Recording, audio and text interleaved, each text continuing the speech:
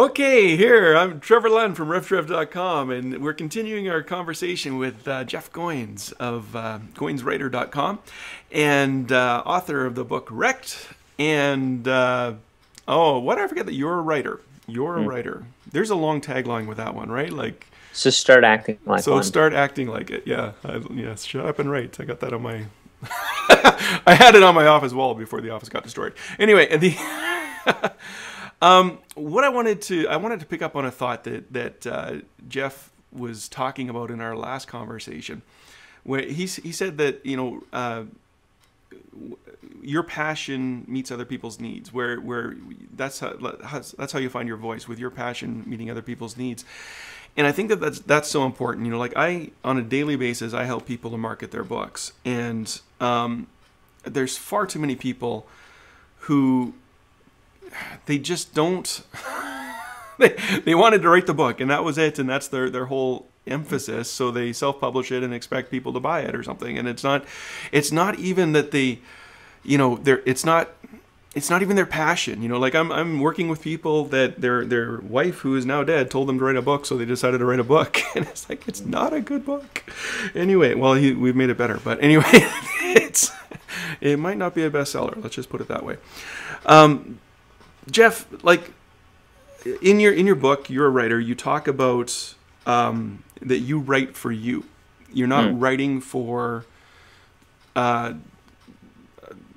Explain that more. Like, I teach people, if you want to write, think about the ideal person that you're writing for. That helps me to focus my writing, because I always want to put in this and this and this and this and this and this and this.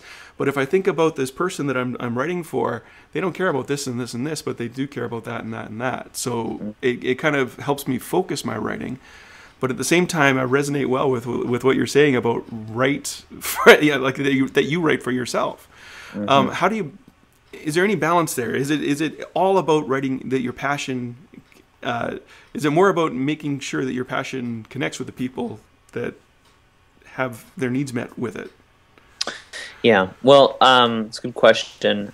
I think the honest answer is you are such a complicated person. You know, we all are, and there's so many different facets to your personality that it is impossible to share all of them in any form of communication, even writing. And so, going back to, what we were talking about before about branding, where people want to share everything about themselves. Well, you can't.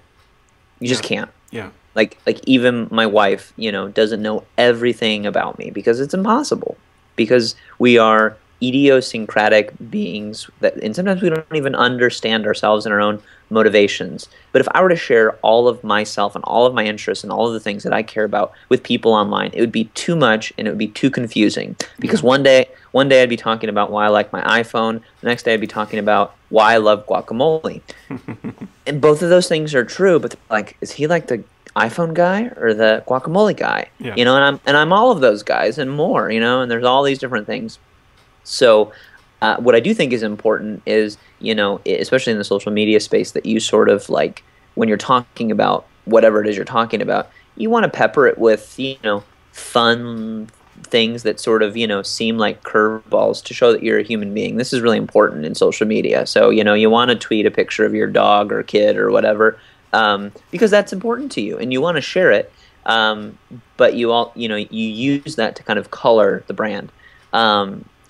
Anyway, so, I say all that to say, you do need to begin writing for yourself. So I think it's a complicated thing, because on one hand, if you write and nobody cares about it, like, is that worth doing? And then on the other hand, if you're always writing for other people and you're feeling empty, what's the point in that? That's true. So it's kind of a weird tension. Yeah. What I would say is this: a writer writes first and foremost for himself or herself. That doesn't mean you end there, but that's where you begin, because some days you will get up and you will sit at the keyboard and you will write, and nobody will care and nobody will pay attention. Some days this will happen. This may happen for years when while you're working on your novel or your blog or whatever. But eventually, I think great art finds its reward. And so the question is, while you're sitting at the keyboard, slaving away, is it worth it? If you're writing for yourself, the answer is yes. Every day, yes. I'm doing what I'm doing because I love it, because I can't not do it, because there's something in me that feels called to do this work. And so someday, maybe, hopefully, I'll get my reward. But for now, this is enough. The work itself is enough. The other side to that is, if I get up, I'm waiting for a reward to get a book published, become a bestseller. When is enough enough?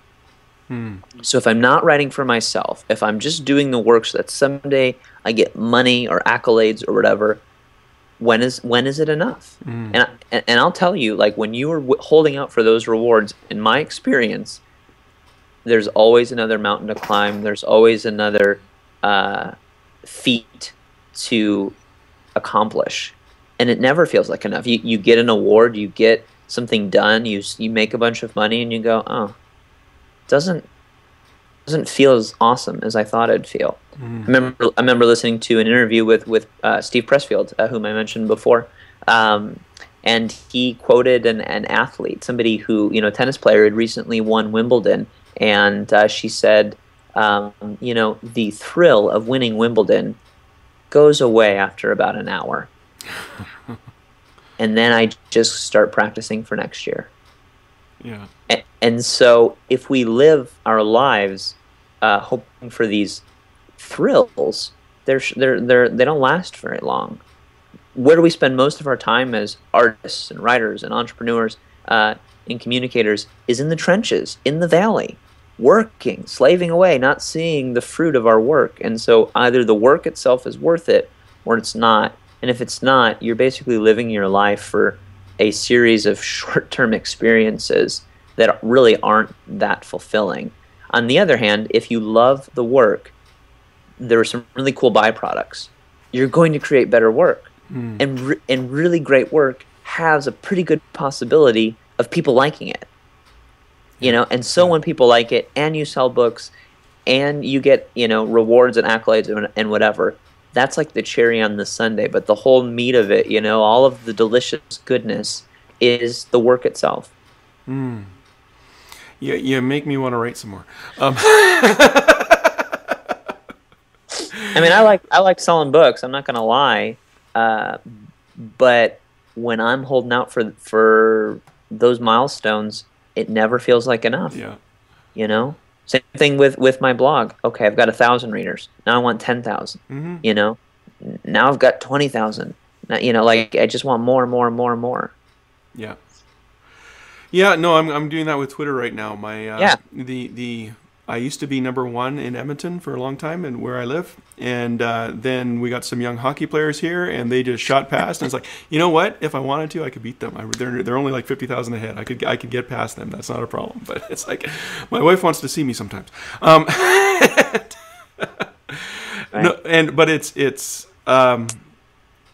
that's I hear your heart there. That is so important for the. For us to remember. What advice do you have for somebody who is in that place where, okay, they are trying to get that publishing contract, and the great advice in your book as well. I'm throwing you a softball here. Because in your writer book, you talked about going through that process of approaching publishers, and now publishers are approaching you.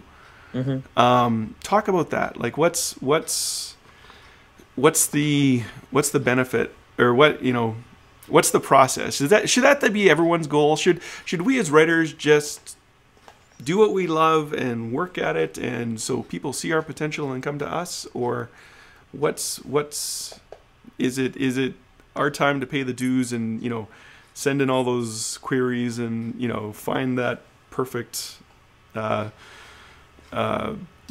whatever representation to go to the publishers?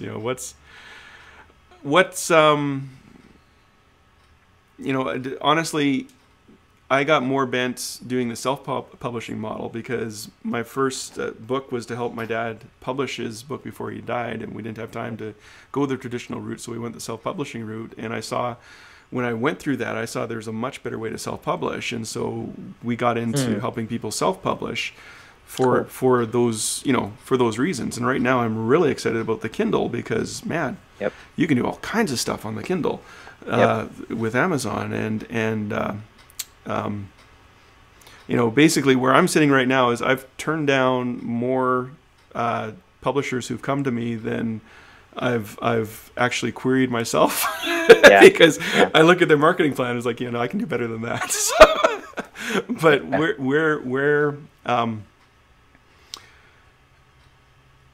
is it possible for writers to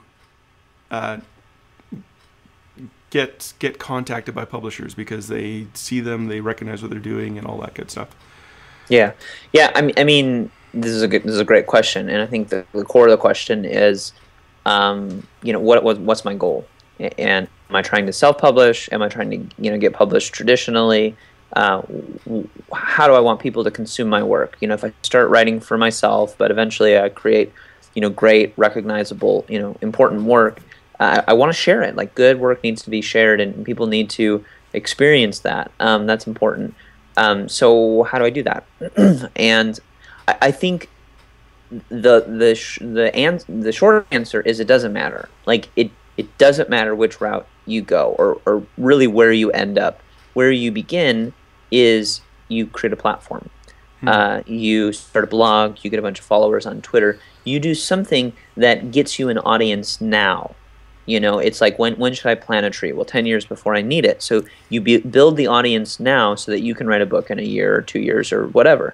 You don't this is what most authors do, and you've probably seen this. Most authors don't have an audience. They write a book now, and they wait for the audience to come. And it doesn't happen. Yeah. So, you know, I wrote a newsletter once called "What the World's Best Authors Know That You Don't," and I talked about J.K. Rowling, and I talked about Stephen King, and I said, what do they have that you don't have? I mean, they can go to any publisher in the world and say, I want to publish a book, and they go, okay, because they have a name, they have a platform, they have an audience. People care about what they have to say. This is a good kind of important distinction because, you know, Stephen King doesn't blog. Like, a platform is not synonymous with a blog. A platform is people. It's a million people or 100 people or a group of people that care about you and want to hear what you have to say. So lots of people have pushed back on me when I write that because they go, well, J.K. Rowling got rejected this many times, and Stephen King got rejected this many times, and they romanticize the struggling artist story, and I think it's misguided because because Stephen King, you know, didn't have the internet when he started. You know, J.K. Rowling, you know, was really beginning in the 90s, and there's no YouTube. This stuff that we have now, like, she didn't have. Yeah. And so, like, those are great examples, and those are great people. But the point of that is they have a platform now, and what they have now that took decades to build and lots of struggle and lots of asking and getting rejected, you can build right now without asking anybody. You can start publishing your own work. People forget how amazing blogging or YouTube or whatever, you know, podcast is. You can publish yourself. Like, that is self-publishing. Yeah. You don't have to ask anybody to do that. You know, 100 years ago, 20 years ago, you couldn't do that. You couldn't create a piece of content and mass distribute it. Yeah. You had to go to a newspaper or a magazine.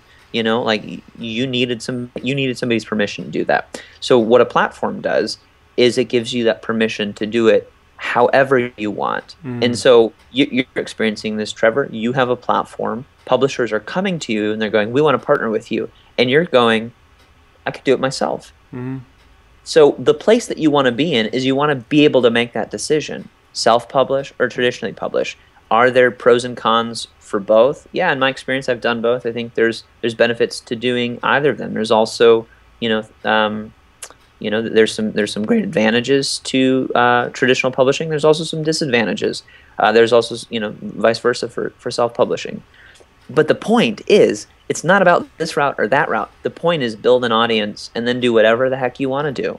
Yeah. Do whatever seems right for you and the book that you want to write and the thing that you want to publish. Because without the audience, it doesn't matter. So build the audience and then figure out which route you want to take.